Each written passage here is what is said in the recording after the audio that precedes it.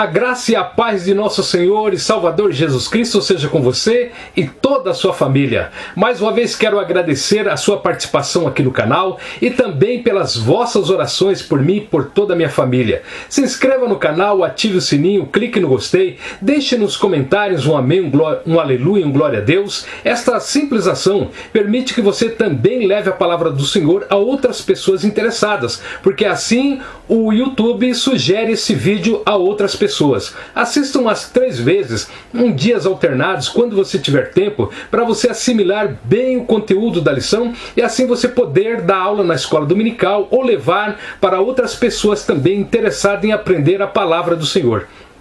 Esta é a lição de número 2, a atuação do Espírito Santo no plano da redenção. Lição bíblica CPAD, comentário do pastor Ezequias Soares. O nosso textuário está em Efésios 4:30 e diz o seguinte: E não entristeçais o Espírito Santo de Deus, no qual estáis selados para o dia da redenção. A nossa verdade prática diz o seguinte: somente a Bíblia revela a verdadeira identidade e a obra do Espírito Santo, um tema que nós pentecostais vivenciamos.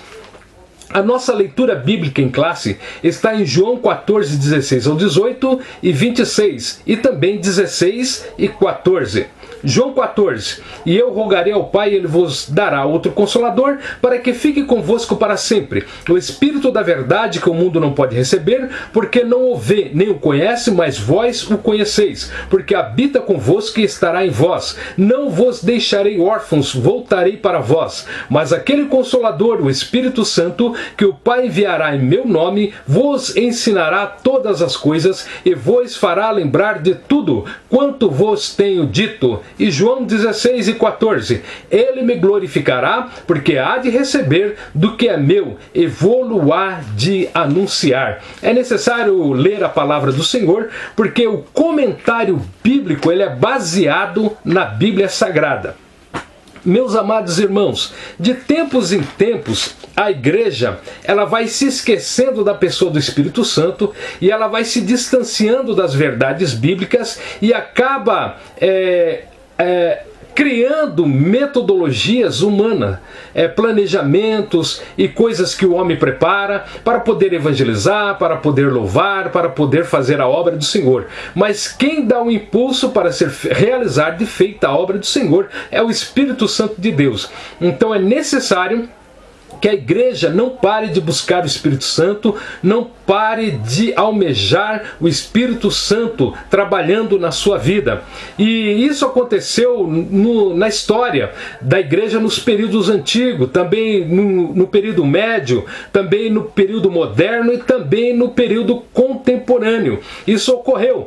Foi deixado de buscar o Espírito Santo, foi deixado de buscar o batismo com o Espírito Santo e muitas igrejas deixaram essa bênção de lado, e a igreja entrou em trevas, entrou em dificuldades, entrou em lutas, entrou em provas, porque não deram o devido lugar ao Espírito Santo de Deus. Então esta lição é um alerta para que isto não ocorra novamente, para que mais pessoas estejam cheias do Espírito Santo de Deus para servir a Deus e para fazer a obra santa do Senhor e para não se contaminar com o pecado.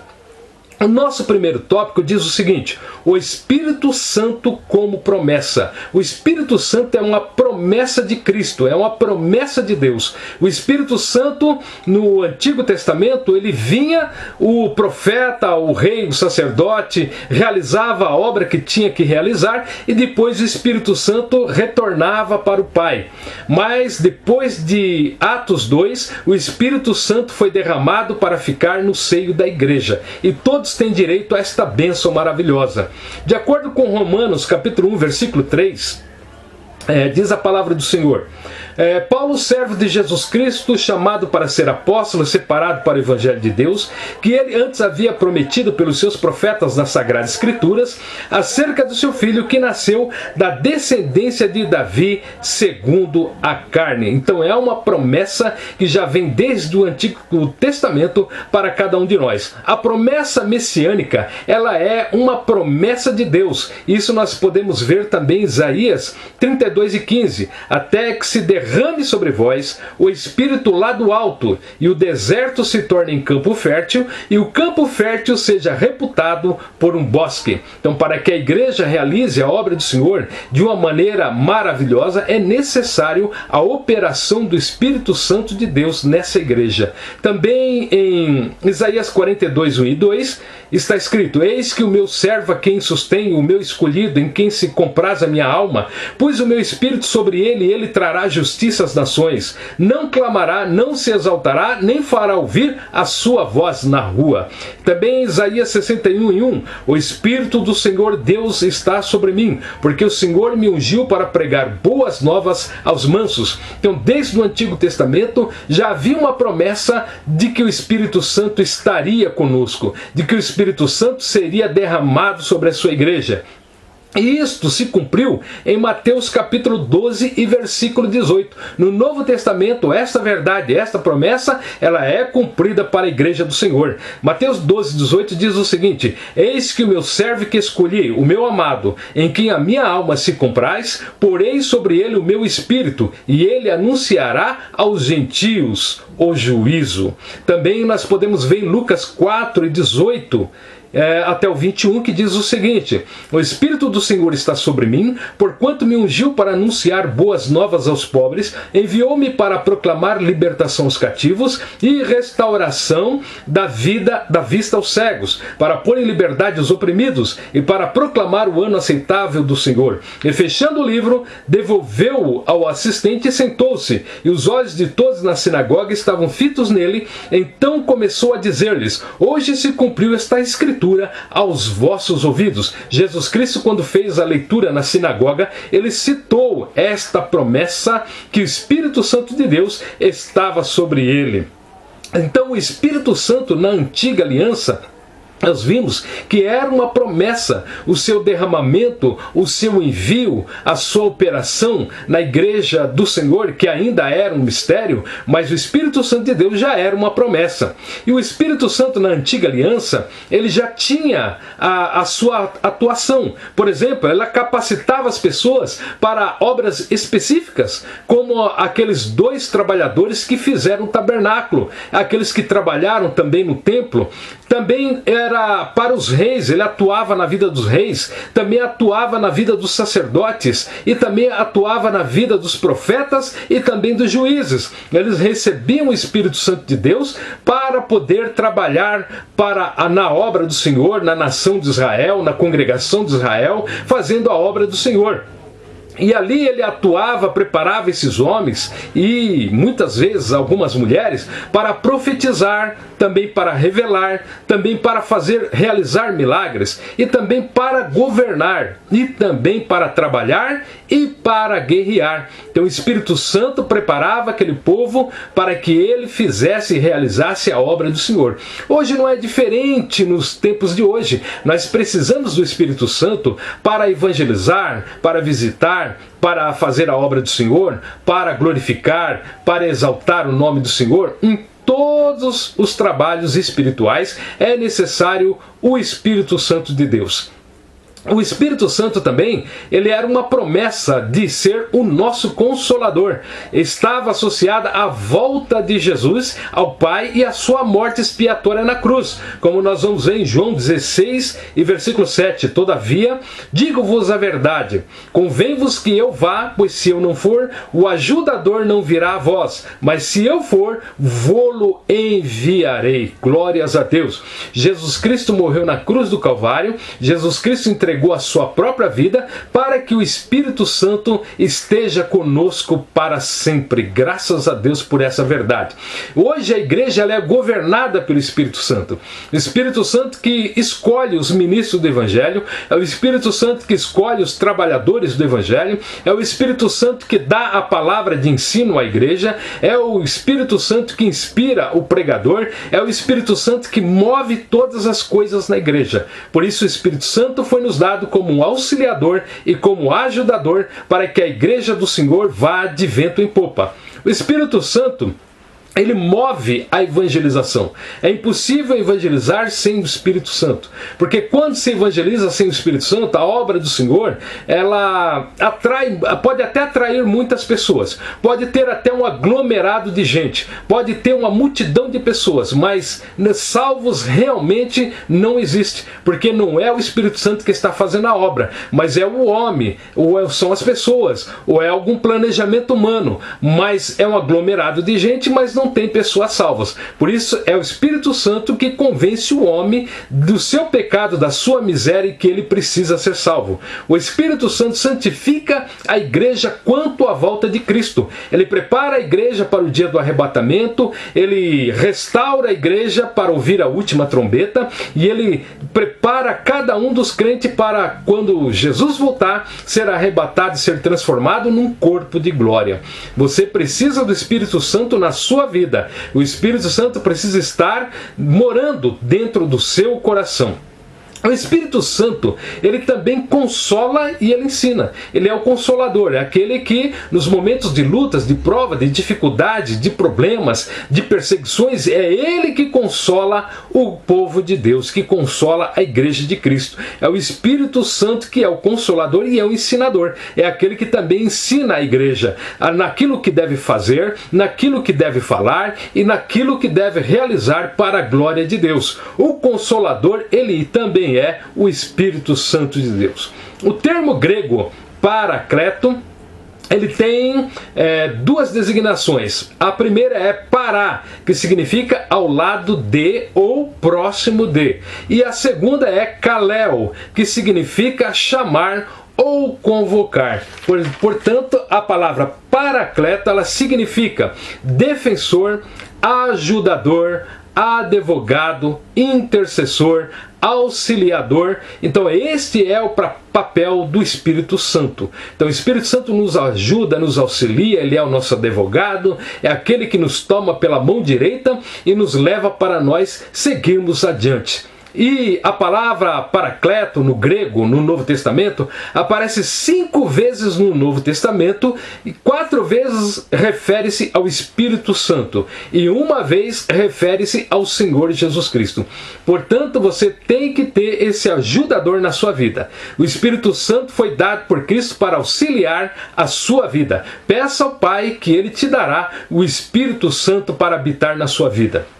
O Espírito Santo também é ensinador. É Ele que nos ensina todas as coisas. Ele nos ensina a palavra de Deus, Ele nos ensina como agir, Ele nos ensina como pregar, Ele nos ensina como visitar. É Ele que abre portas, caminhos e vai nos ensinando para que nós realizemos a obra do Senhor. O Pai eterno, o Pai celestial, o Senhor Jeová, Ele é ensinador por excelência. Como nós vemos em João 6,45, está escrito nos profetas: e serão todos ensinados por Deus, porquanto todo aquele que do Pai ouviu e aprendeu, vem a mim. Glórias a Deus. O Pai nos ensina todas as coisas. Aprendemos pela palavra que Jesus Cristo é um ensinador por excelência. Ele ensinava os discípulos, os apóstolos, ensina-nos também a nós.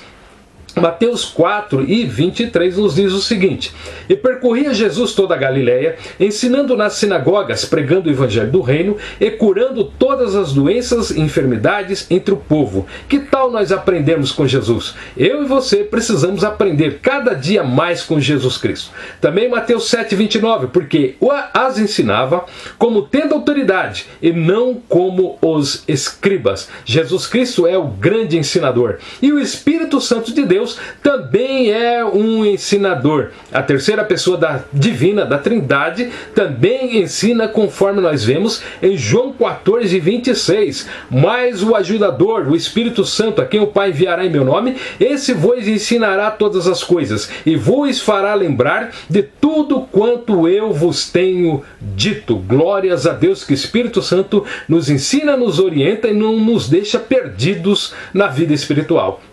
O Espírito Santo também é ajudador.